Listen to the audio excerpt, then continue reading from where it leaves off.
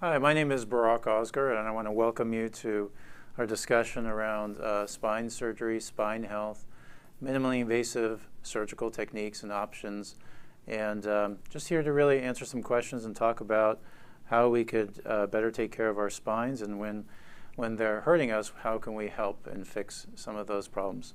So welcome you for joining us tonight. I want to start by talking about our spinal anatomy, and there's a lot of similarities between our neck and our lower back. Lower back we usually refer to medically as the lumbar spine. The neck you'll hear oftentimes the cervical spine. And there's a lot of overlap because the general structure is the same. Generally, each of the vertebral bodies are the bones that are above and below a disc, a spinal disc. So the cushiony, soft, pillow-like material is the disc, and that occurs also in the cervical and the lumbar spine, so the neck and the lower back. And that's sort of the cushion between the bones, helps separates the bones. That's in front of the spinal cord. So on this model, spinal cord is right here. And that little tunnel that's demonstrated is basically the spinal canal. So the spinal cord is within the spinal canal. And then the nerves come out like roots on a tree. So you can see nerves coming out left side and right side like roots on a tree. So this general concept is consistent between our neck and our lower back. Now sometimes the spinal canal gets narrow, so this tunnel gets narrow, and I'll describe it to patients as a tunnel, and it just gets squeezed at times. It could be squeezed by a tumor. It could be squeezed by a disc herniation. So the discs that we're talking about could bulge and push into the spinal canal. People can have spinal stenosis, which is that narrowing, and when they do, it can cause different problems. If it happens in the neck, it can create neck pain. If it happens in the neck and pinches the nerves, it can create numbness, tingling, and pain running down your arm into your fingers. It can cause weakness in opening jars and doing different things. When it happens in the lower back or the lumbar spine, it can create back pain, but it can also cause symptoms down your leg, just like we talked about with your arm. So pain, numbness, tingling, weakness, all of that can come from squeezing or pinching the nerves, whether in our cervical spine or our lumbar spine. Now you might be thinking, why am I not including the thoracic spine? So that's at the chest level. The thoracic problems are much less common. The reason is the chest cavity, the rib cage, creates a protective cage, literally, around our internal organs, but also around our spine. So it's more rigid, doesn't flex and bend as much, and therefore it's not as prone to disease and problems as our neck and our lumbar spine, which isn't protected by a rib cage. So that's why we're generally talking about neck and lumbar spine. Now, when these problems occur, so back pain, neck pain, arm or leg symptoms, you want to present to your primary care physician. So your doctor will then evaluate you, examine you, get a good history, and they may order some tests. Those tests are usually an imaging test, like an X-ray, an MRI, or a CT scan. Usually the most helpful test is the MRI. The MRI is going to show us the internal structure through that imaging modality, and we'll see it on the screen, and we can look at your spinal cord, nerves, and discs. So that's the MRI. It shows the soft tissues better than, let's say, an X-ray. An X-ray is going to show more of the bones, but it's not going to show the spinal cord, the nerves, the soft tissues as much. So if your doctor suspects that there may be a fracture or a break, they may get an X-ray or even a CT scan. If they are looking for a spinal cord or nerve or disc problem, we're generally going to get an MRI. Now, a CT scan has radiation, just like an X-ray, whereas an MRI doesn't.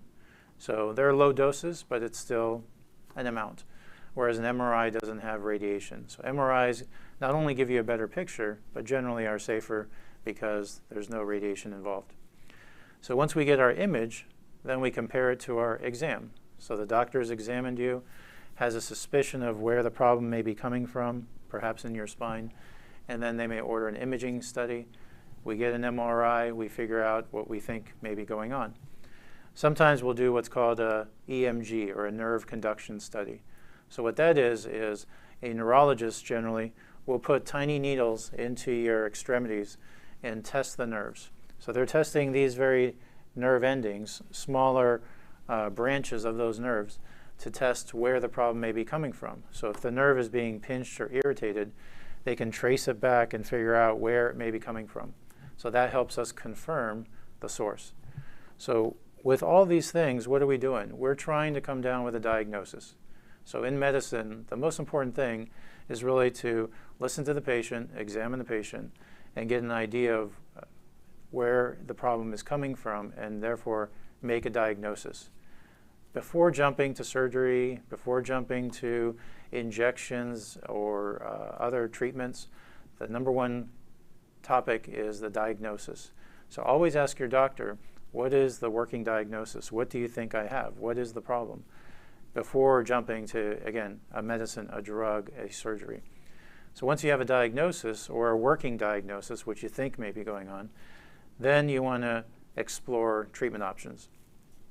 Now, I'm of the opinion, as chief of the spine program here at Hoag Newport Beach, it's really important to A, get the right diagnosis, and then B, to explore non-surgical options.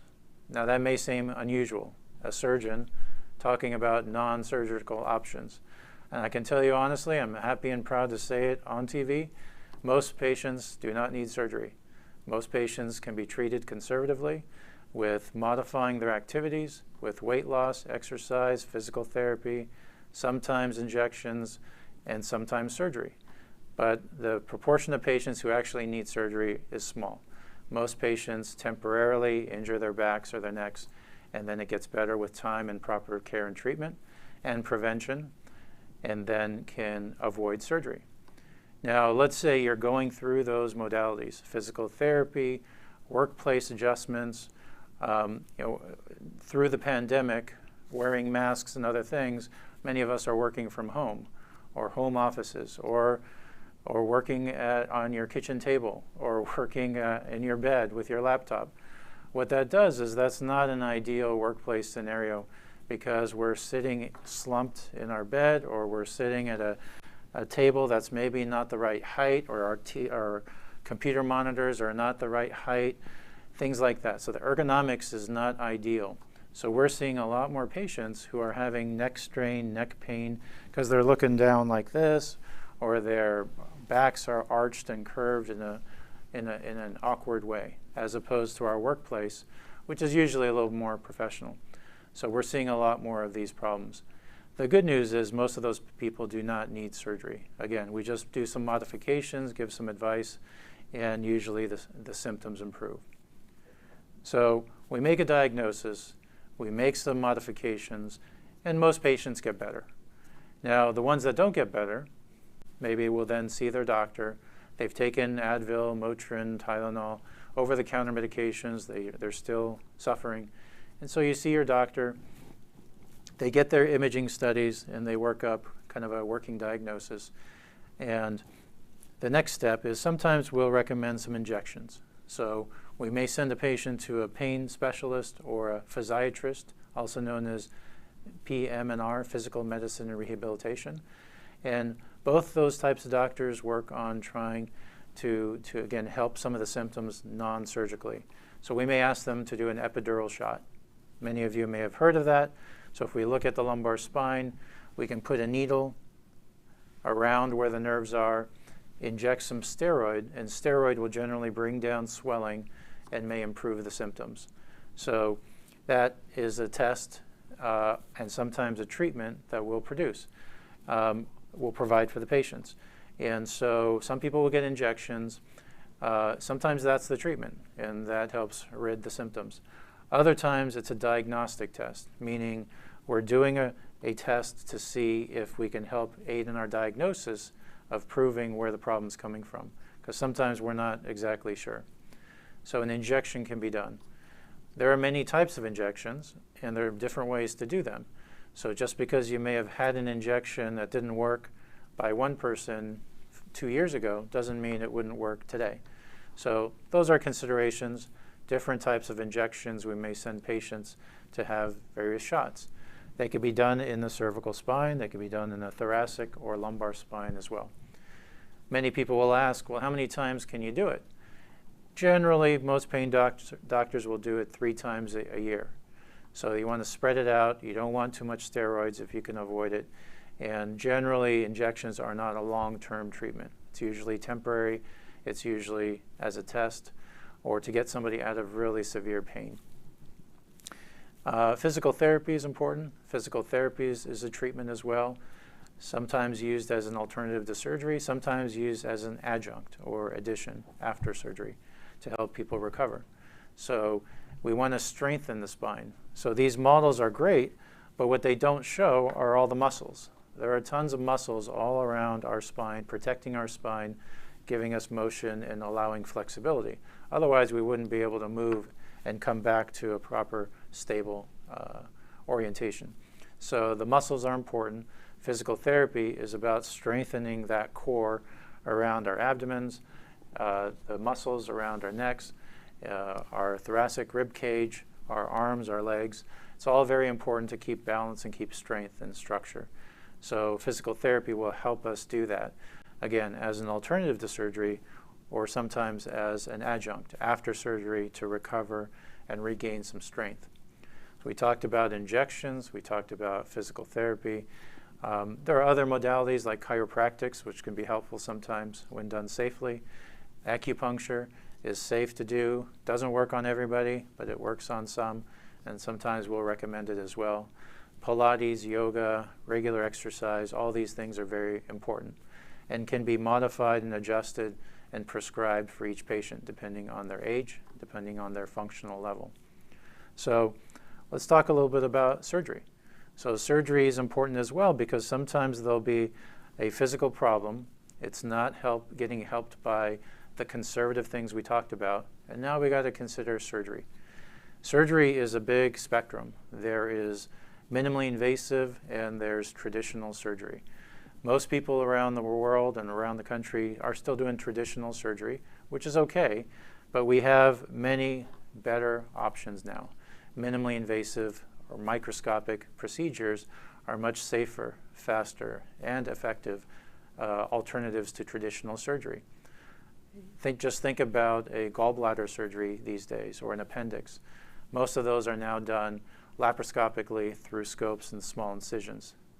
Sometimes you still have to do it in a traditional manner, but most of it's now minimally invasive, microscopic, or laparoscopic. Prostate surgeries, many surgeries have become less invasive, and spine surgery has as well. So as being an expert on minimally invasive surgery, I can tell you that I believe most spine surgery now can be done minimally invasively as an alternative to traditional. Again, it's not everything, but most can be. Now, what does that mean? That means like if in the beginning we talked about spinal stenosis or pinching of nerves, well, we can go in surgically, clean up some of the space around the nerves, trim the disc, trim bone spurs, trim anything that's bulging and pinching the nerve. Just like imagine a cave or a tunnel, and that tunnel is narrowed down. Well, we can shave and smoothen out some of that tunnel to make more space for the nerves. So that's exactly what we do. That's a decompression. A microdiscectomy is removing some of the disc through a microscope. So all of those methods are types of decompressions that are very, very common for both the cervical, lumbar, and thoracic spine. Now, sometimes the spine is unstable, meaning the bones may be shifting one way or the other that's unnatural and causing pain. So a lot of times our bodies, when the disc wears down, the bones are starting to shift, and when the bones rub on each other, that can create severe neck pain and severe low back pain. A lot of patients will come to me and say, well, I feel like when I turn my neck, I feel creaking and popping and grinding. Well, that's literally what's happening. Your bones are grinding together and rubbing as the joints are wearing down, as the discs are wearing down. Again, that happens in the neck and the lumbar spine. And so that's a type of arthritis that develops over time. That's the wear and the tear. Now, again, sometimes we'll treat that conservatively, strengthen the muscles, and that helps realign the spine and take away some of the pain. Injections help with some of the pain temporarily. But sometimes it just gets worse and worse, and we have to do something more drastic. So some of these models are showing different things like screws and rods, different hardware. So when we say hardware, we're talking about implants that we've put into the spine to try to help regain some sort of function to one way or another, or to stabilize. So stabilize, think of a broken arm, and the doctor may go in and put in a plate or screws. They're trying to stabilize the broken bone. In the spine, sometimes we're trying to do a similar thing. We're putting in plates, screws, rods, pins, different elements to stabilize that structure of the spine so it doesn't rock it back and forth and rotate and create the pain. So there are many different versions of that. These are traditional pedicle screws and rods. They just look like literal screws that you can get from a hardware store. And then you put a rod between them, and that helps minimize motion. Otherwise, the spine can bend and move like this.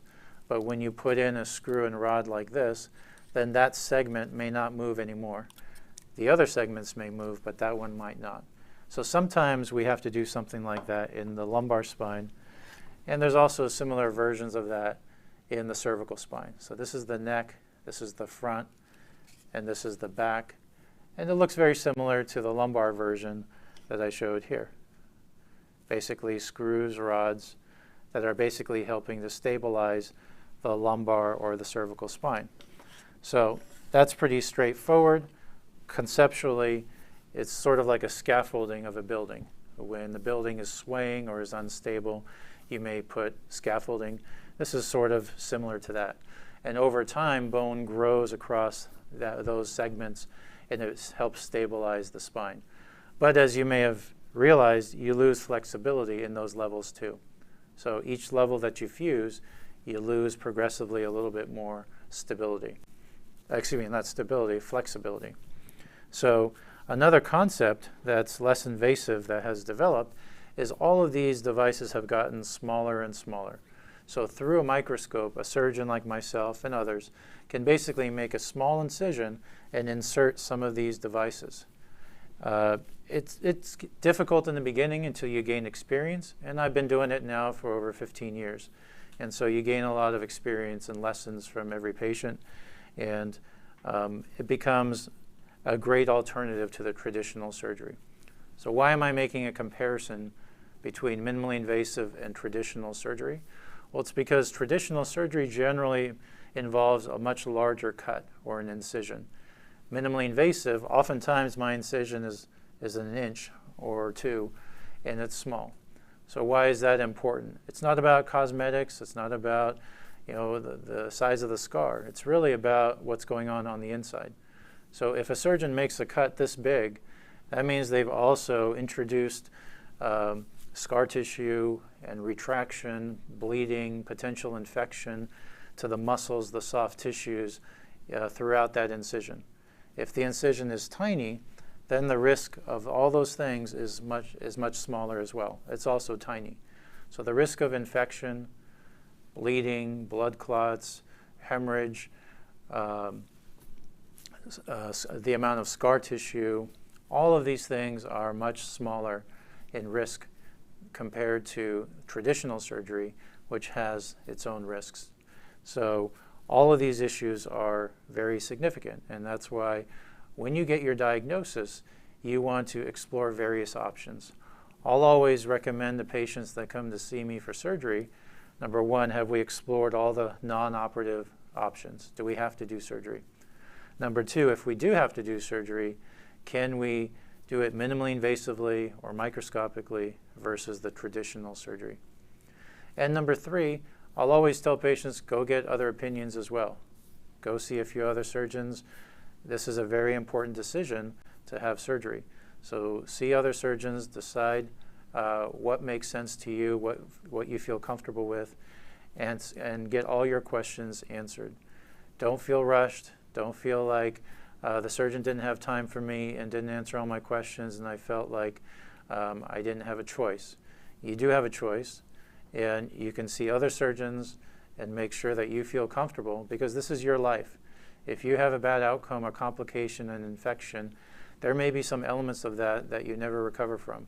So it's very important that you take your time, you get multiple opinions, don't feel pressured, and you make your decision.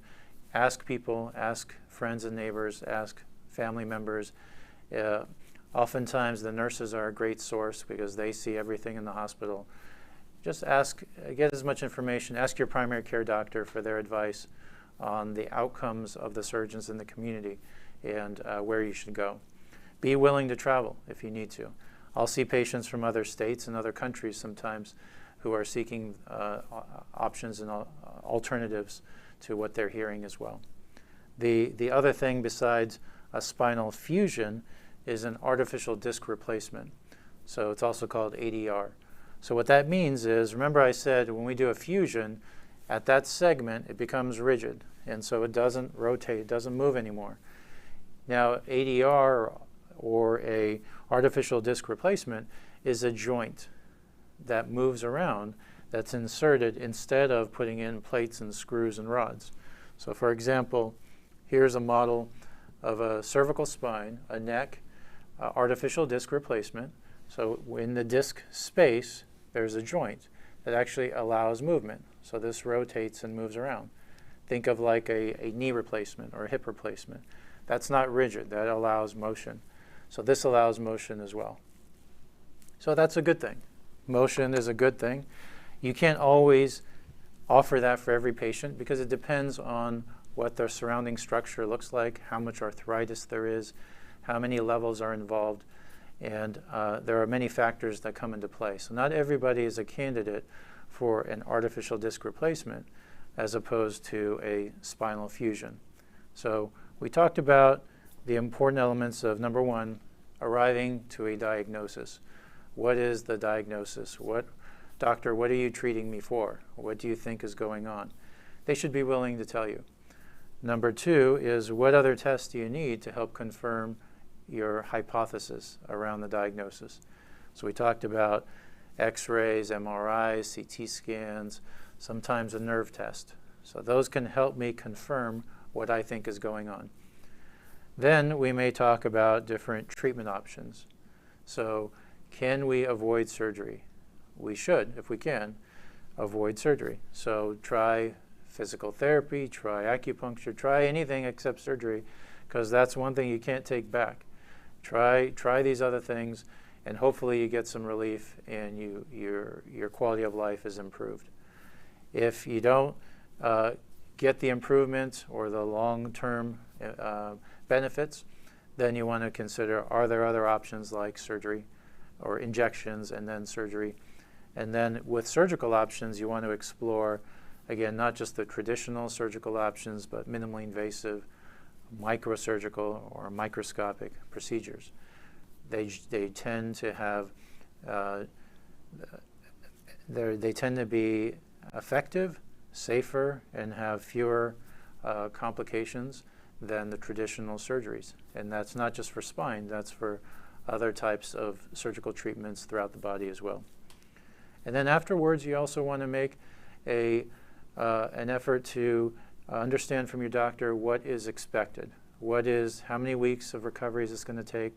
How soon can I get back to certain activities or work, golf, tennis, any activity? There may be a time frame for which it becomes safe to do it.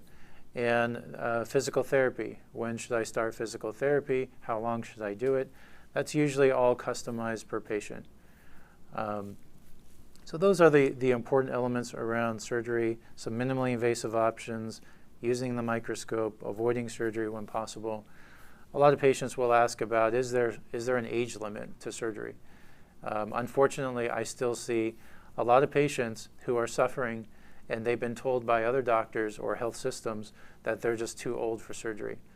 That's very frustrating for me to hear and sad for me to see patients suffering, and some of their doctors have told them, you're too old for spine surgery, don't even think about it. here are some narcotics. That's just terrible. I think in that scenario, you should see other doctors and get a few other opinions. It might be that you have some medical conditions that make it too risky. That's possible. But I can also tell you that I've seen a lot of patients in their 80s and even in their 90s who have very treatable spine conditions that we can treat minimally invasively and cure their problem and have them have a much better quality of life. I have dozens of examples of that. And what's more important than age is your overall medical history. So for example, you could have a 80-year-old, healthy, active, vibrant individual who I think is healthier and a safer surgical candidate than, for example, a 60-year-old who drinks and smokes and is overweight and never exercises. So there are risk levels that are stratified based on a patient's overall health, their age, their cardiac condition, have they had a stroke or heart attack, diabetes, hypertension. All these things in combination are much more important than an age. So don't let anyone tell you you're too old to be considering this or that. You should seek other opinions, and then they need to look at your overall health to consider your surgical risk, because surgery does have risk. And that's again why I say surgery should not be the first thought. Surgery should be the last option. We want to try to avoid it whenever possible. So with that, I think we'll take some questions that we have, some of the viewers have asked.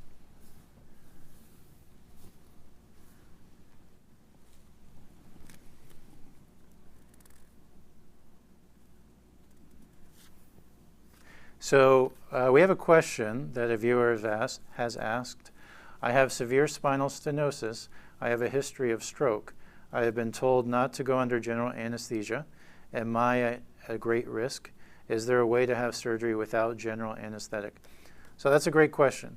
So severe spinal stenosis, we've talked about, very, very common. In fact, that's a good topic to just say, what does a patient with spinal stenosis look like? Generally, what they'll say is when I'm seated, if I have my legs up, if I'm seated, if I'm leaning forward, I'm fine. I have no symptoms. But when I stand to walk, I start developing back pain or radiating symptoms down the legs, and it gets worse the longer I stand or the longer I walk.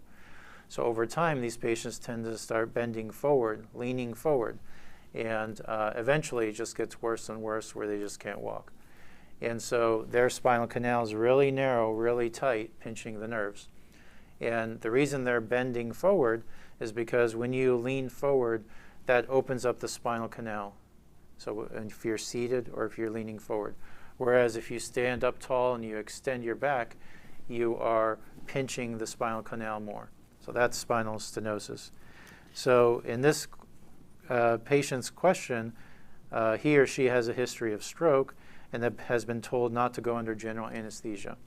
So that's a problem, because generally for spine surgery, we do it under general anesthesia. General anesthesia, you're fully asleep, you're on a ventilator, you have medications that keep you asleep, and the patient doesn't move. Without doing it on general anesthesia, there's the risk of the patient moving, and that can create a big problem.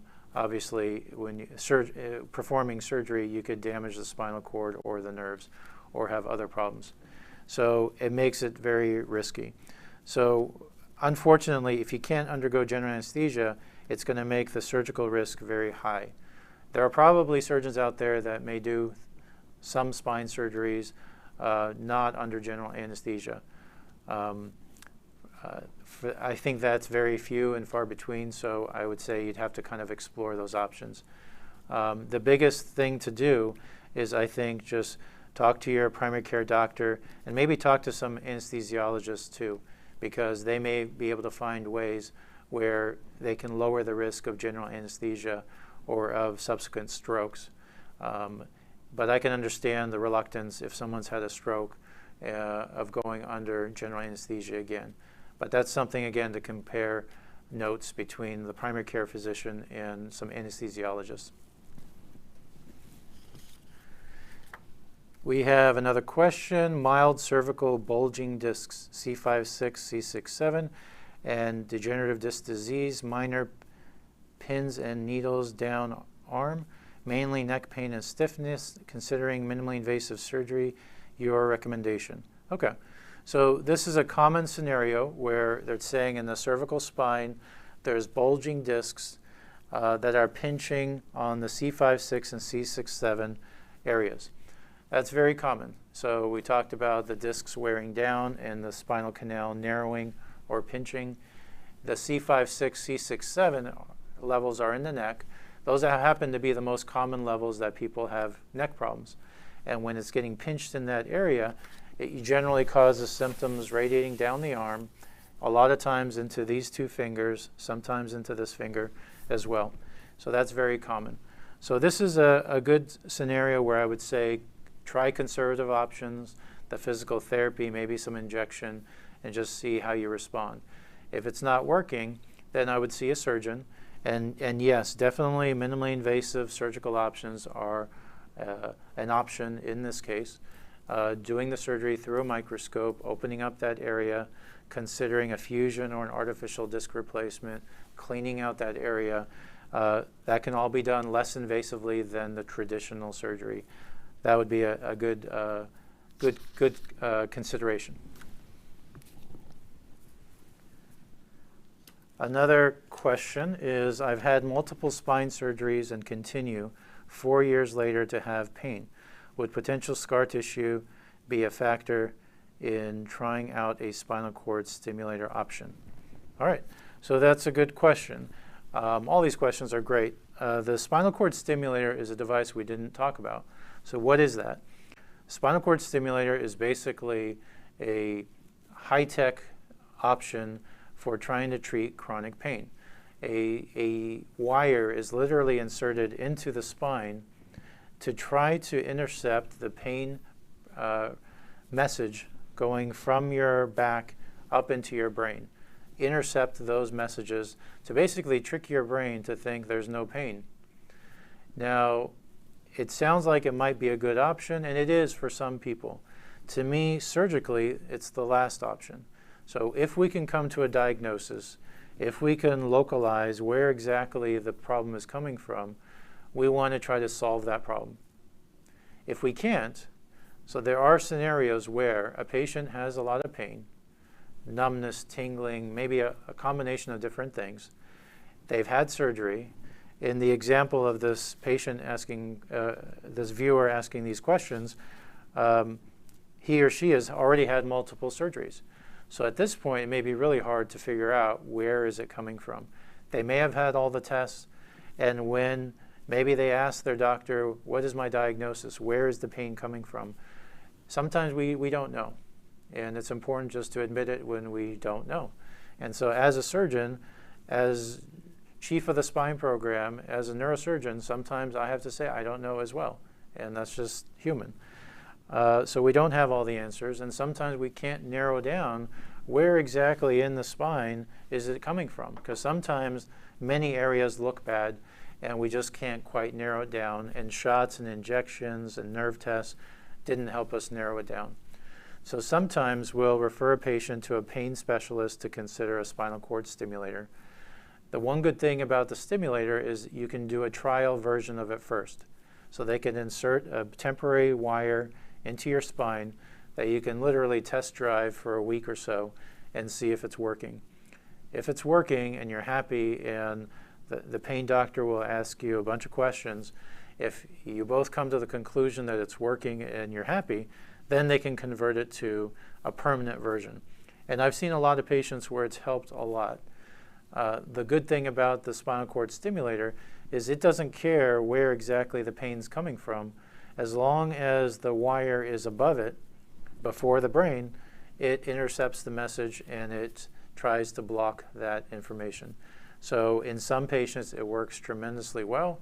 In some patients, it doesn't. So it is not a cure for everyone, but it is something to talk generally to your to your pain specialist. Some surgeons do it, but generally it's the pain specialists that do this more, and they're the ones who are going to be an expert at the spinal cord stimulator option. We have Another question.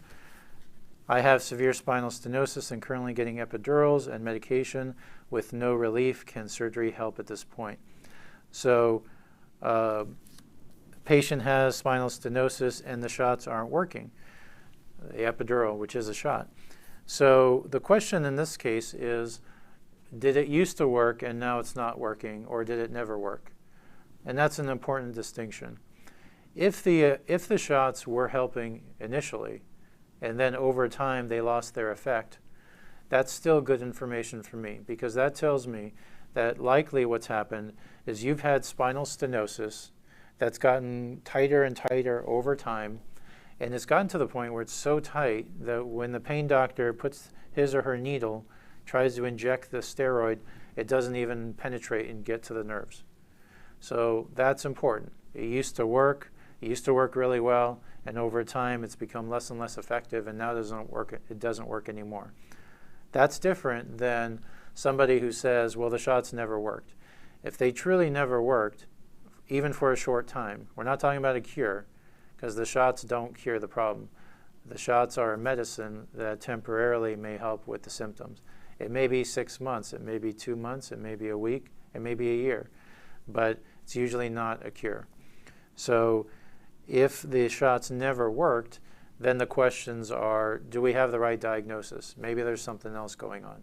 So that's where I may seek different opinions from other pain specialists, other surgeons, to try to figure out, okay, what is the actual diagnosis here? Because I want to make a good point here, and that is, on your MRI, you're always going to have findings. If you're over the age of 40, if anybody got an MRI, if we randomly got MRIs on people, everyone's going to have something. Everyone's going to have some degree of arthritis, degeneration, bulging discs, spinal stenosis. Many are going to have some scoliosis. These things are extremely common. It does not mean you need surgery. It doesn't mean that's where the pain is coming from. A lot of times these findings are incidental. That's been shown by the Cleveland Clinic, who did a study, got random films on people. Everybody's going to have some things. The important thing is to, again, examine the patient, get a good history, and really narrow down where the symptoms may be coming from, and then correlate it with the films. It's not all about the films. That's just one piece of the puzzle. So the spinal stenosis you may have, but is it really the issue that's causing the problems? It may or may not be, but I'm just saying that a lot of times patients will get their imaging report and it scares them. And it should, because the reports always sound scary. But it doesn't always mean that that's where the problem is coming from, and it doesn't always mean you need it treated, you need it surgically changed either.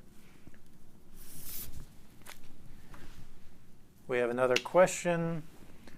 L4-5 microdiscectomy post-op, is disc less stable? Are there unintended consequences down the road? Disc is damaged and leads to need for revision or fusion. So basically what the question is talking about is somebody has had a L4-5 disc problem, maybe a bulging disc or herniated disc. Perhaps the nerve was getting pinched by part of the disc that was bulging and pushing on the nerve. And so they've had a microdiscectomy. So the surgeon has gone in, trimmed the disc, and the nerve now has more room, and hopefully the symptoms went away. But what can happen over time is, remember, that disc is the surgeon doing the microdiscectomy or surgery is not taking the disc back 20 years and putting in a healthy new disc. All they're doing is trimming the herniated disc. So it's not replacing the disc. It's not fixing the disc. It's actually just cutting away the part that's pinching the nerve. So what's important to understand is your disc was injured, and that disc will never be 100% the same. The disc, usually over time, it continues to wear down. So I think the best scenario, or the way to think about it, is a disc is like a tire, and over time the tire wears down. And if the tire gets a hole, then it may slowly leak. You may repair it, but it's never the same as a brand new tire. Unfortunately, that's our bodies. Our discs wear down, our bones wear down, our joints start to rub, and it happens in our hips, knees, and shoulders, and it happens in our spine as well. So if you've had a herniated disc anywhere in your body, it's over time, it tends to degenerate and wear down more. So that's one of the reasons why regular exercise, physical therapy is important, because your muscles will help slow down that degeneration. So if the disc was degenerated, it's not that uncommon when after having a herniated disc, surgically treated, but over time it continues to wear down like a tire slowly leaking air, and the bones get closer and closer together as that disc wears down. And so many of those patients eventually need another surgery. Not most of them, but few of them. The disc continues to wear down, and eventually the bones are rubbing, or you have more bulging, and then now you need a fusion of that same level. In the fusion, you can open up that space, push away the L4 and the L5, and put something in its place. And that's a great operation that could be done less invasively than traditional surgeries as well. But that's, again, another type of surgery that sometimes is indicated for some patients.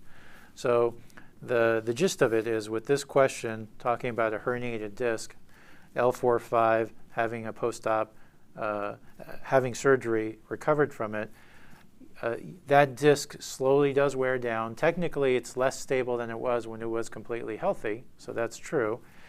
But down the road, it may continue wearing down and eventually need a fusion. Some patients, in fact. We have another question.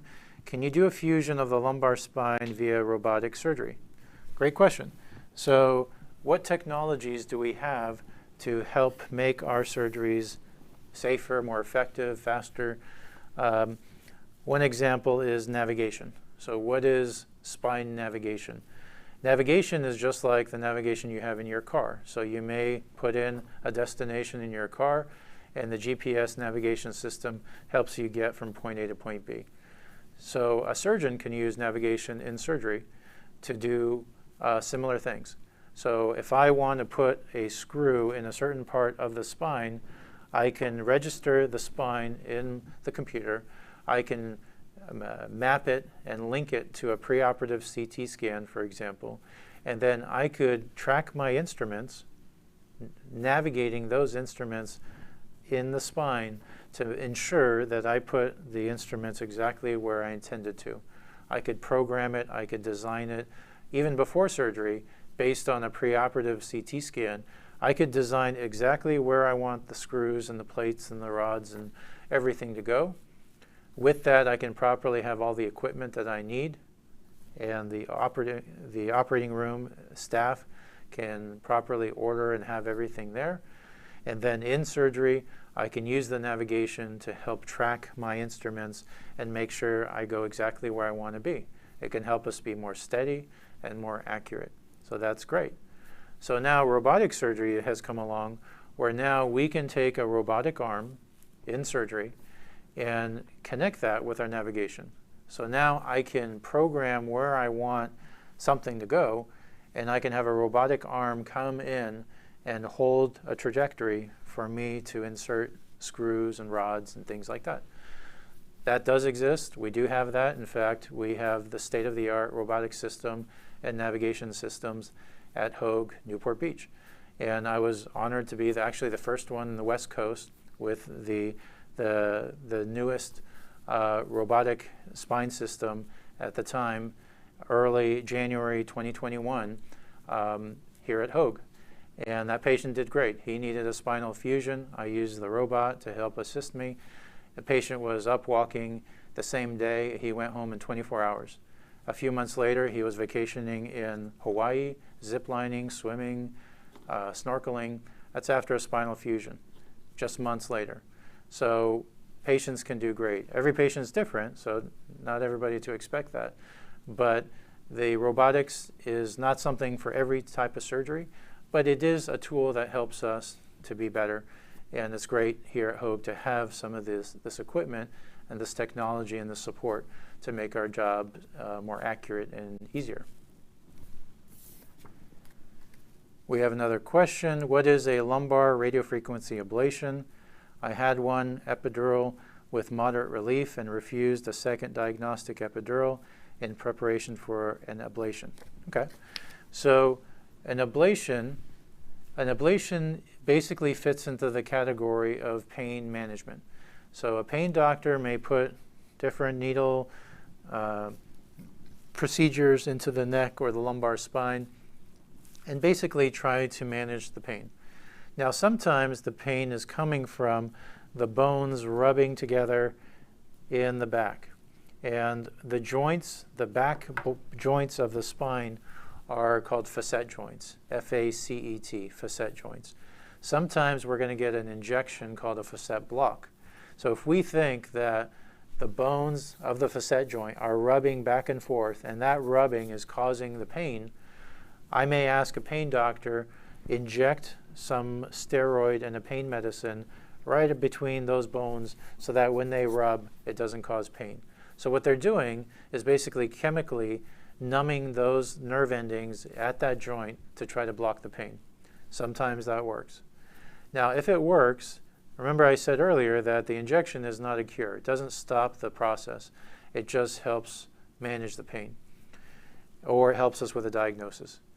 So let's say a patient had a facet block, an injection, and it worked, and they felt great for 4 weeks. And they did it again, and it helped for 3 or 5 weeks. So basically, they're getting a month at a time. But I also said earlier, well, you can't get a ton of injections all the time. So you can't get monthly injections. That's not safe, and that's not a great outcome, long-term plan either. So sometimes patients will have an ablation. It's also called an RFA, radio frequency ablation. So what that is when the doctor put a needle and did an injection of the facet, they can do an ablation of the same facet. So they can put a needle, and this time they can burn those tiny nerve endings and try to get a better response. So usually when the injection of a facet joint works, if it works for a few months or a few weeks, the ablation usually works even better and longer. So that's when sometimes we'll consider an ablation. It's not for everyone. It may not be super long term, but it may get you a year. It may get you some time. Eventually, those tiny nerve endings do grow back, so sometimes the pain comes back. But an ablation is a consideration for some patients, and that's again something that generally the pain specialist or the physiatrist, the PM&R doctors do. And with that, we have time for just a few last questions. One is, can compression help a bulging disc to slide back into place? So I think you meant decompression, because the bulging disc is compressing the nerve. So a decompression is reversing that, trying to remove the pinching of the nerve. So they're asking, I think the question here is, can decompression treatment help a bulging disc to slide back into place?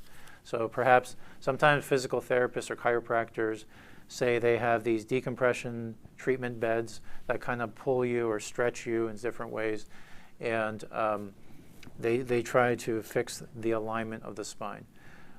My belief is it doesn't really realign the spine. Sometimes it kind of helps loosen up the joints or free up some areas or loosen up the muscles. And so sometimes that does help with some of the pain. The overall alignment of the spine I don't think really changes, but I think sometimes physical therapy, decompression treatments, sometimes they do help. Sometimes though, like hanging upside down or these inversion tables and other things, I think they're okay as long as your blood pressure supports it. But a lot of times patients feel like it feels good at the moment, but then when you're back on your feet, everything kind of comes back. It's sort of like having a good massage. You feel good at the time, but then hours later, usually many times our symptoms kind of come back. So in general, I think it's safe to try it, and it's generally going to be still safer than surgery to try it. There's a question about A-lift versus P-lift versus T-lift. So a lift is a lumbar inner body fusion. So lumbar spine, inner body means between the bones where the disc is. You remove the disc, you put something there, and you're trying to get fusion. You're stabilizing that area. That's what a LIF, or lumbar interbody fusion. And the A or the P or the T before that makes it ALIF, PLIF, or TLIF. It's basically just different ways of doing similar or the same thing. The spine, this is the front of the spine, the side, the back of the spine. And you can come to the spine from either way.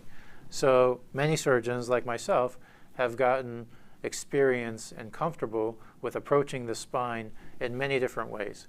And that's important because we have many different tools to get an effect. So I know I can safely get to the spine from the front, through the abdomen, from the side, from the back, including in the neck, in the lumbar spine, in the thoracic spine. So you want to know what's going to be the safest way to get there. So each of these way, the A means anterior, so you're coming from the front. A P means posterior, you're coming in from the back. The TLIF is sort of at an angle. There's another one called an LLIF or XLIF, and that's coming in from the side. So these are all good procedures. It just depends per patient and per history which one is going to be the safest, most effective, the best way to do it. And those are, again, good questions to ask the surgeon. What is the best, safest approach to come in? And you want to get multiple opinions, because then you're going to see some surgeons say, well, I think it's best to come in from the side or the front or the back. And then they should be able to tell you why. What are the risks and benefits of each of those approaches? Because they have different risks. And those are important things to talk to your surgeon about. And our last question for the night is, how about cement injections? Do they work? So to those of you who are not aware, cement would sound really odd. Why would you put cement into your body or into your spine? It does sound strange, and it is strange. Cement is just like cement you see outside, but sometimes people actually use it within the spine. So why would that be? Sometimes people will have what's called an osteoporotic compression fracture. So that means that they have osteoporosis, they have weak bones, and the bone sometimes will actually crunch and collapse. And that happens pretty frequently in some populations of patients. It doesn't happen with everybody, but it's not that uncommon. And so if the bone crunches down, that can actually create a lot of pain because that could be unstable until it heals. It's a broken bone, essentially. So one of the treatments people came up with years ago is, how about if I put a needle into that broken area and I squirt cement into the bone to help solidify it, stabilize it faster. It does help solidify, but it has risks. The cement sometimes goes places you don't want it to go. The second issue is the cement becomes very, very hard, like real outside cement, and now it's in your body. And so if you ever need new surgery or you need to revise it, it's very, very difficult to work with cement. And the third thing is, well, we just said that the patient has weakened bone. It's not usually at one space. All the bones may be weak. And so now you've injected cement and that area becomes strong, but now the other areas are weak, and now they're pushing against cement, not other weak bones. So it's very common where a patient who has had an osteoporotic compression fracture had cement into the bone. They initially felt well, but then over time, then the next level broke, and then the next level broke, and it just kind of keeps dominoing. So in some select patients, it's a good treatment. It's very selective, but that's something, again, talk to your surgeon about and get multiple opinions. That in particular, get multiple opinions. I'm not a fan of the cement. Sometimes surgeons use it for other things as well, to augment or help hold screws in. That's done in some cases as well, but it's very hard to work with, and it has risks and complications too. So with that, we'll take this session to a close. Again, I want to thank you for your time, your attention, for your questions.